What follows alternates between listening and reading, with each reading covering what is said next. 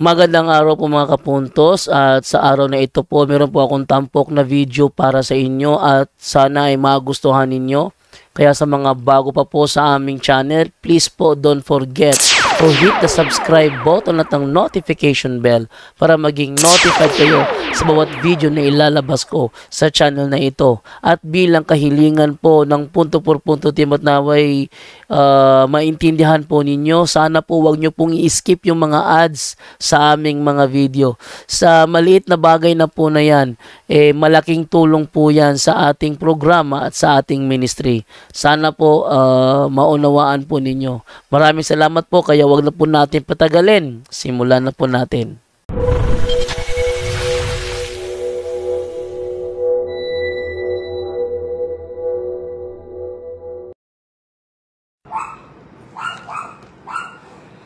Hello mga kapatid, magandang gabi sa inyong lahat.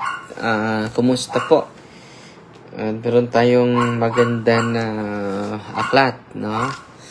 Onward Catholic Soldier. So, i-share ko sa inyo sa magandang nabasa ko ngayon. Dahil marami sa atin hindi pa nakakaalam nito, no? So, dito lang tayo sa cellphone, then nagla-live sila dun sa ating, sa ating YouTube channel, yung mga kasamahan natin. At salamat sa Panginoon ay nandito kayo. At punuin natin yung social media sa pag-ibig at kapayapaan na galing sa ating Panginoong Hesukristo. Dalhin natin ito sa ating trabaho, dalhin natin ito kahit saan man tayo pupunta. No? Kumusta mga kapatid? Anthony Peñaranda is watching. Si Mini Husayan, good evening po, Father Darwin. At si Nonoy Sampayan nanood sa atin ngayon. Si Eva Bouvier, no? Pa-shout out team Holy Rosary, always watching from Minglanilla. Si Fi Dagpi, no? Maayong gabi, Father. Watching from Mambahaw, Camiguin Province. Si Tata Lagaak, nanood sa atin. At si Ate Trendy, All Shop, is watching. Si Roselius Arug, Alakla, no, good evening po, Father, at sa lahat. Si AG Chiva, nagdala ng 100 stars, salamat po. Si Amor Tavigi Casero, nanood sa atin. Si Jeff Briner Tindoy, may gabi igsoon. Si Sister Imper, no? Rabasano, kumusta sister? Ang Naval. So, quick live lang po tayo, no? Mamaya mag-live tayo. At pagmunihan natin yung buhay ni Papa Francisco po. Ang ganda po. Si Heten Jeyo, maayong gabi, Father. Si Liba Humamil Tagupa. Si Binansya Buhatan, nanood sa atin. Si Carmen Diaz, good evening, Padre. Watching from Baybay City, Leyte. Si Leonida Casania Nakela. Si Tumakin Duna, nanood sa atin. So, ito yung isi-share ko sa inyo mga kapatid, no? Sa aklat ni John Labriola. Nakalimot ako, meron pa pala akong mga aklat doon, mga apologetics. So, kukunin ko pa ito doon ni Hana, no?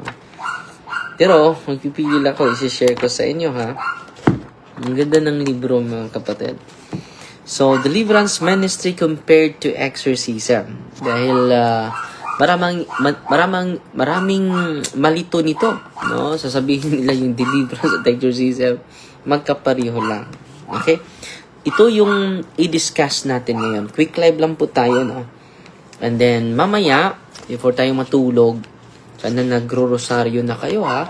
Huwag kayong matulog without praying the rosary. And then, include us in your prayer. Include in your prayer the eternal repose of the Pope Francis. Then include din ninyo sa dasal yung this coming election. Hindi naman tao yung kalaban natin. Hindi yung kontrapartido mo, hindi din yung mga leader sa ibang partido. Ang ating kaaway yung demonyo na nasa likod nitong corrupt na sistema po. Okay? So, ito po, babasahin ko na. There are important distinctions between solemn exorcism and deliverance ministry. Maganda po itong aklat na ito. Dahil ko quote siya ng document ng simbahan, scripture, and then patristic document. Okay. There are important distinction between a solemn exorcism and a deliverance ministry. In a solemn exorcism, it is the power and authority of the church that is exercised. So, take note ha. Kapag exorcism, solemn exorcism ang gagamitin, mga kapatid, it is the power and authority of the church that is exercised. So, ang authority na tagalahat ng buong simbahan, mga kapatid. That this authority is proper to the local bishop only. Sino po ba ito? The local bishop only. Or to a priest whom he authorizes. It is done in the name of the church. So every time mag-exercise ako, it is done in the name of the church. It is done in the name of the church. Malinaw na malinaw yan ha. Yan po ang exorcism. In deliverance ministry, it is the power and authority. Saan galing yung power and authority? Of one's baptism that is exercised. So, saan galing? Sa bautismo natin. Therefore, lahat ng mga nabautismuhan, meron nito. Pwede sila makadeliverance. Okay? It is done in the name of Jesus Christ. A major or solemn exorcism is a liturgical rite which requires the recitation of the rite of exorcism. So, ano yung solemn exorcism? Liturgical rite. Official prayer of the church. Ano? Official prayer of the church. A deliverance ministry is not a liturgical rite. And the rite of exorcism is not recited.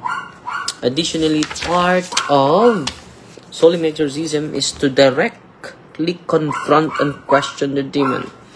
It is never part of the deliverance ministry to confront and question the demon. So, ang direct command, yung exorcise. In deliverance ministry, hindi pwede po. Never part of a deliverance ministry to confront and question the demon. Malinaw na malinaw yan. Deliverance ministry is substantially different than an exorcism. Deliverance ministry is not therefore a violation of any of the precepts of the Catechism of the Catholic Church, Code of Canon Law, or the current norms governing exorcism. Assuming certain condition, it appears that the laity has the authority to engage in spiritual warfare on themselves and on behalf of others. Malinaw ha? Certain condition, it appears that the laity has the authority to engage in spiritual warfare on themselves and on behalf of others. But does scripture and tradition support this conclusion? Nag-suporta ba yung Biblia nito? The scriptural basis for this authority can be pieced together from the Gospels. One of the first authorities Jesus gave his disciples was the power to expel demons. Mark chapter 3, verse 13 to 15. Putol-putol, hinay ang signal. Okay. So, ito. Mahina pa rin. Sana po hindi na naputol. Okay ba yung signal, mga kapatid? Asensya na po.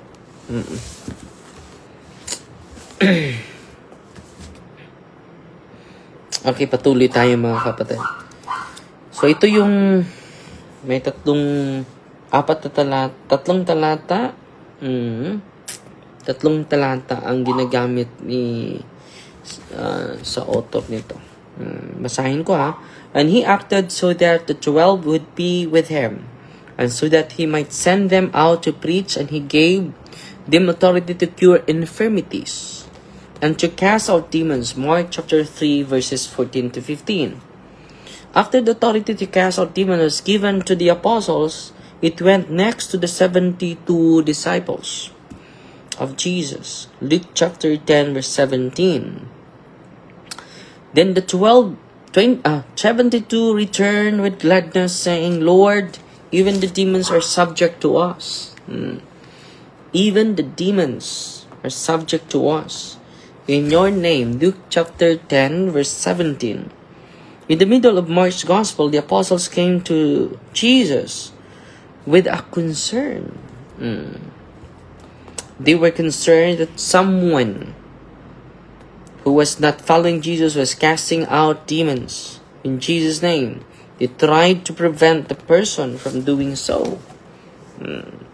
John responded to him, saying, Teacher, we saw someone casting out demons in your name. He does not follow us, and so we prohibited him.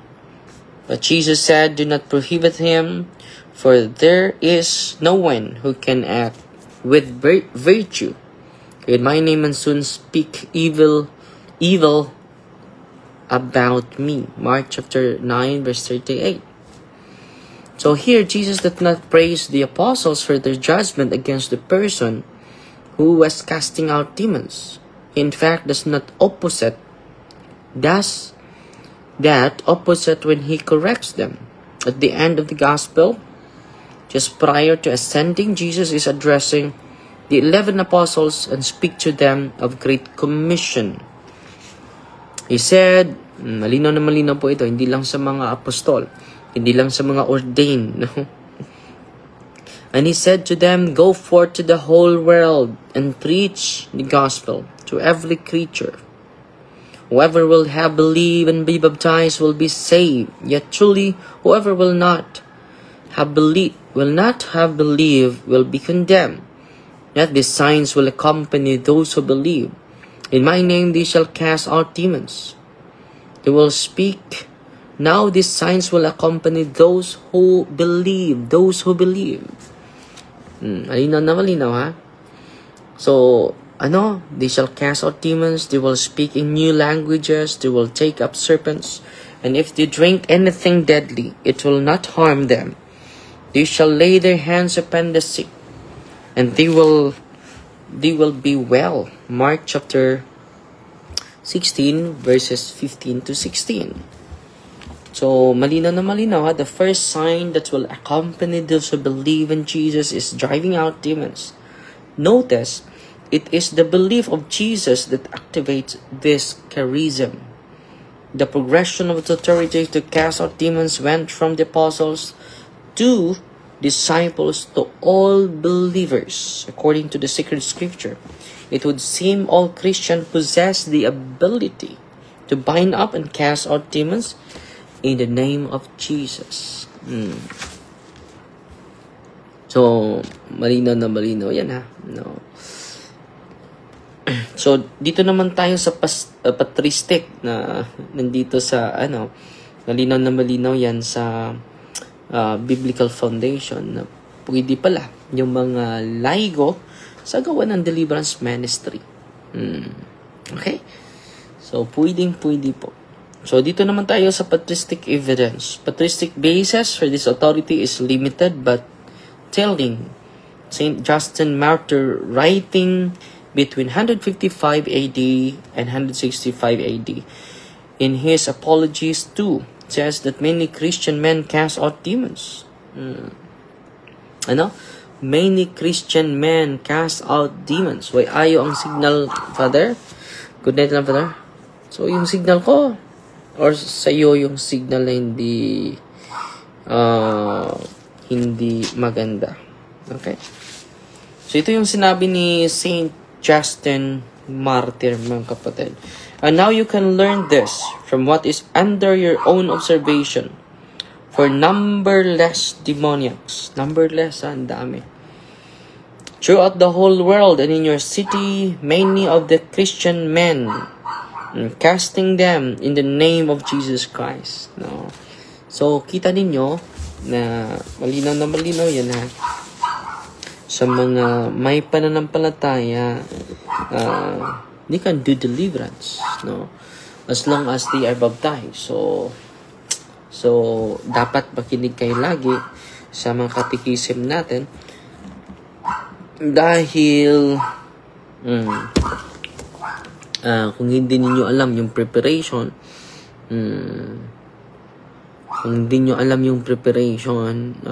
maritali tayo. At kung meron mang retaliation, hindi gaano grabe. Huwag kayong matakot po. Do not be afraid. Dahil sa atin ay nangunguna yung takot, mga kapatid. At dahil doon, hindi tayo makapatuloy sa ministry na ini-entrust sa atin ng ating Panginoon, mga kapatid. Activate your faith. Huwag matakot po. At si Father Albert Aldia. Salamat, Father Albert Aldia. And then, last week po, ng April, magpadala tayo kay Father Albert. No? Sa gustong tumulong, kindly send your para sa Catholic school po na anood si Father Albert ngayon. Pero this coming Saturday, mga kapatid, sa mga gustong tutulong para sa ating sports and evangelization, dun po ito sa saan po tayo, mga kapatid? Tingnan ko muna, ha?